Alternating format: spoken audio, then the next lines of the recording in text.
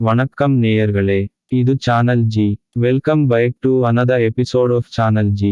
வெளிச்சத்திற்கு வாங்க என்ற தொடர் பாலஜோதிடம் என்ற வார இதழில் வெளிவந்து கொண்டு இருக்கிறது. அதனை உங்களுக்கு படைக்கிறோம், கேட்டு மகிழுங்கள், கருத்துக்களை சொல்லுங்கள். இனி சிந்தனைக்கு வருவோம். வெளிச்சத்திற்கு வாங்க, கால சர்ப்ப தோஷமா அல்லது யோகமா என பட்டி மண்டபம் நடத்தினால் எந்த கட்சி ஜெயிக்கும் என கற்பனையாக யோசித்தால் சிந்திக்க செய்திகள் நிறையவே வரும். சர்ப்ப தோஷம் என்றாலே பயமும் வரும். எந்த மதத்தினராக இருந்தாலும் பரிகாரமும் செய்தே ஆக வேண்டும் என்பதை சொல்லாமலே நீங்கள் அறிவீர்கள். சாதாரணமாக ஒரு முக்கிய நிகழ்வு பற்றி பேசும்போது சர்ப்பம் கண் முன்னே தோன்றி விட்டால் அந்த செயலை நிறுத்தி விடுவது தான் கிராமப்புறங்களில் இன்னமும் வழக்கம். சர்ப்பம் என்றால் அத்தனை சிக்கலா என்று கேட்பதை விட்டுவிட்டு சொல்லக்கூடிய தகவல்களை, குறிப்புகளை எடுத்துக் கொள்ளுங்கள். பொதுவாக ராகுவுக்கும் கேதுவுக்கும் நடுவே மற்ற கிரகங்கள் இருந்தால் அது கால சர்ப்ப தோஷம் என்று சொல்லுவார்கள். இது மட்டுமே கால சர்ப்ப தோஷம் இல்லை என்றாலும் இது போல மற்ற குறிப்பிட்ட இடங்களில் சர்ப்ப கிரகங்கள் இருந்தாலும் சர்ப்ப தோஷம் என சொல்லுவார்கள். இதில் சர்ப்ப சாபம் வேறு என சொல்லத் தொடங்கினால் கொஞ்சம் பயமாக தான் இருக்கும். உதாரணமாக சொல்ல வேண்டுமானால், குடும்பஸ்தானத்தில் கேது இருந்தால் அவர்களால் குடும்பம் நடத்த முடியாது. வாய்ப்பு கிடைப்பவர்கள் ஜாதகத்தை வைத்து ஆய்வு செய்து பார்த்து கொள்ளலாம். இதுபோல சர்ப்ப கிரகங்கள் இருக்குமிடம் இணைவு பெற்ற கிரகம் என வைத்து சொல்லி விட முடியும். சரிங்க ஐயா, சர்ப்ப தோஷம் என்றால் பரிகாரம் செய்து தான் ஆக வேண்டுமா? இல்லை என்றால் என்ன ஆகும் என சிலர் கேட்க நினைக்கலாம். அதை சொல்வதற்கு தான் இந்த வார பதிவு. கால சர்ப்ப தோஷம் என்றாலும் யோகம் என்றாலும் சர்ப்ப சாந்தி செய்தே ஆக வேண்டும். அதில் எந்த வகை தோஷம் என தெரிந்து கொண்டு அதை முறையாக செய்வது தான் சிறப்பு. சர்ப்ப கிரகங்கள் 12 கட்டத்தில் எந்த இடத்தில் அமைந்து உள்ளதோ அதை ஒட்டி அதன் தோஷ விவரம் சொல்லும் முறையும் உண்டு. அதற்கு ஏற்றாற் போல திருத்தலங்களை தேர்வு செய்து அனுபவம் பெற்ற சோதிடர்கள் ஆலோசனை தருவார்கள். பொதுவாக அனைவரும் அறிந்த திருத்தலம் காளஹஸ்தி என்றாலும் சர்ப்ப கிரக நிலை மற்றும் அவை அமைந்த இடத்திற்கு ஏற்ப வழிபாட்டு தலங்கள் அமையும் என்பதையும் நாம் தெரிந்து கொள்ள வேண்டும். எல்லா இடத்திலும் ஒரே மாதிரி தானே இறை வழிபாடு, இதற்கு ஏன் இப்படி திருத்தலங்களை தேர்வு செய்கிறார்கள் என்பது குறித்து இன்னொரு வாய்ப்பில் சிந்திப்போம். இதுபோல தோஷ பரிகார நிவர்த்தி செய்யவில்லை என்றால் வாழ்க்கையில் வளமை இருக்கிறதோ இல்லையோ ஒரு வெறுமை இருக்கும் என்பதை அவரவர் அனுபவத்தில் புரிந்து கொள்ள முடியும். சரி, பரிகாரம் செய்து விட்டால் சரியாகி விடுமா என்று கேட்க வரும் அடுத்த கேள்விக்கு பதில் அதை பிரசன்னம் போட்டு பார்த்து தெரிந்து கொள்ளலாம்.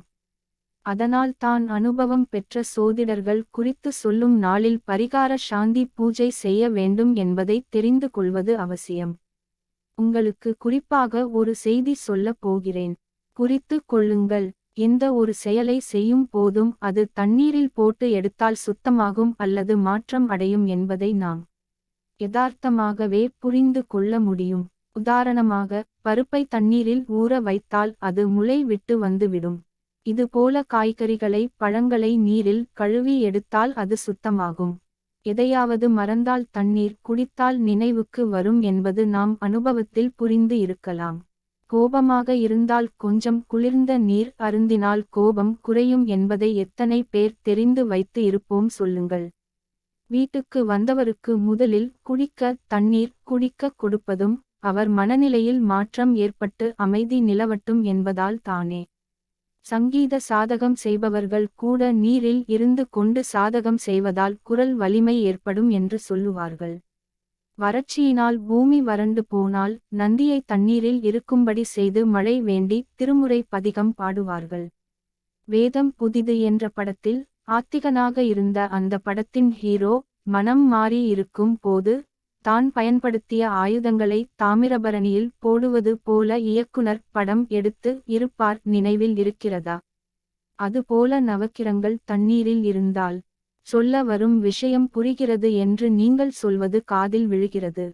ஸ்ரீராமர் இலங்கைக்கு செல்லும் முன் உப்பு விநாயகரை வணங்கி நவகிரகங்களை நீரில் பிரதிஷ்டை செய்ததாக சொல்லப்படும் திருத்தலம் தான் இராமநாதபுரம் மாவட்டத்தில் உள்ள தேவிப்பட்டினம். சிறு துறைமுகமாக விளங்கிய இந்த இடத்தில் கரையிலிருந்து சுமார் 40 மீட்டர் தொலைவில் கடலுக்குள் அமைந்த இந்த திருக்கோயில் தான் நவபாஷான கோவில். இங்கே நவ கிரகங்கள் தண்ணீரிலேயே இருப்பதால் கெடுதலான கிரக பலன்கள் மாறி விடும் என இன்றும் நம்பப்படுகிறது. இங்கே சென்று வரும் ஒவ்வொருவரும் இதை அனுபவத்தில் உணரலாம். சர்ப்ப தோஷம் மட்டுமல்ல, எந்த தோஷம் உள்ளவர்களும் சரி, அதுபோல எதுவும் இல்லாதவர்களாக இருந்தாலும் சரி, வாழ்நாளில் ஒரு முறையேனும் இராமநாதபுரத்தில் இருந்து சுமார் 15 கிலோமீட்டர் தூரத்தில் உள்ள தேவிப்பட்டினம் என்ற இந்த திருத்தலத்திற்கு சென்று வழிபாடு செய்து சாந்தி பரிகாரம் செய்து கொள்வது அவசியம் என்பதை தெரிந்து கொள்ளுங்கள்.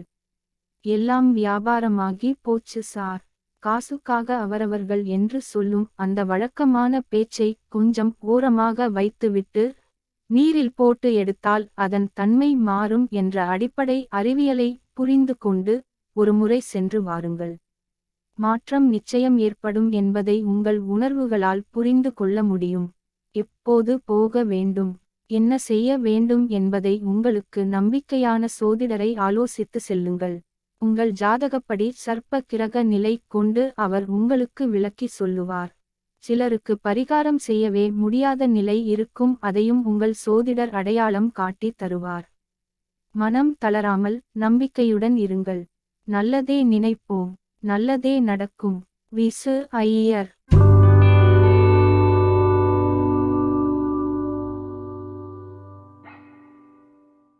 வணக்கம் நேயர்களே. கிரவுண்ட் ஃப்ளவர் என்ற தலைப்பில் கட்டணமில்லா வெபனார் ஒன்றை G3 கார்டன் நடத்துகிறது. அக்டோபர் 2 அன்று நடைபெறும் இந்த வெபினாரில் கலந்து கொள்ள உங்கள் வருகையை பதிவு செய்து கொள்ளுங்கள். உங்கள் வருகையை பதிவு செய்ய info.nature4future@gmail.com என்ற முகவரிக்கு மின்னஞ்சல் அனுப்புங்கள். அக்டோபர் 2 கிரவுண்ட் ஃப்ளவர் என்ற தலைப்பில் வெபனார். உங்களை G3 கார்டன் அன்புடன் வரவேற்கிறது. அன்பு நேயர்களே, இது சேனல் ஜி. தினம் ஒரு நிகழ்ச்சி உங்களுக்காக ஒலிபரப்பாகிறது. உங்கள் கருத்தை எங்களுக்கு எழுதி அனுப்புங்கள். நீங்கள் எழுதி அனுப்ப வேண்டிய முகவரி podcast@gmail.com. இன்னொரு நிகழ்ச்சியில் மீண்டும் சந்திக்கும் வரை உங்களிடம் இருந்து அன்பு வணக்கம் கூறி விடை பெறுகிறோம். வணக்கம்.